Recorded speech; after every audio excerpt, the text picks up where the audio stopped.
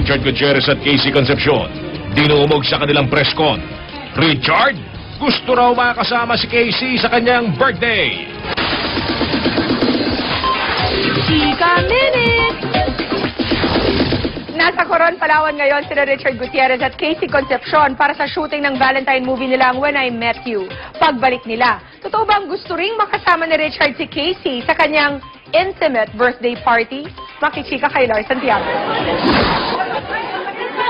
Misturang premiere night sa dami ng dumagsang fans ang nangyari sa press conference noong Sabado ng gabi para sa pelikulang When I Met You ni na Richard Gutierrez at Casey Concepcion.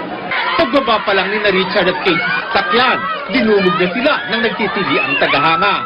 Nagulat pero tuwang-tuwa ang dalawang bituin sa pagdumog ng fans nila.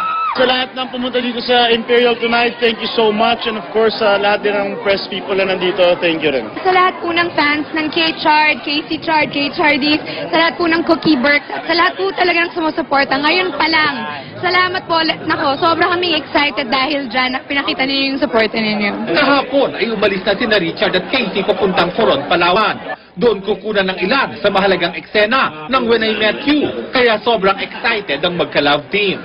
Sa 5 araw na pananatili nila roon, may 1 araw na libre sina Casey at Richard, kaya bago pa man sila umalis, nagplano na sila. Usually po pag ganun, hinahayaan ko na si Chard magplano. Lagi niya akong sinasurprise sa mga ganyang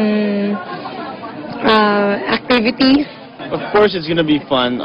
Yung free day namin, we're gonna explore. We're gonna explore the place and abangan natin kung anong meron ng Coron.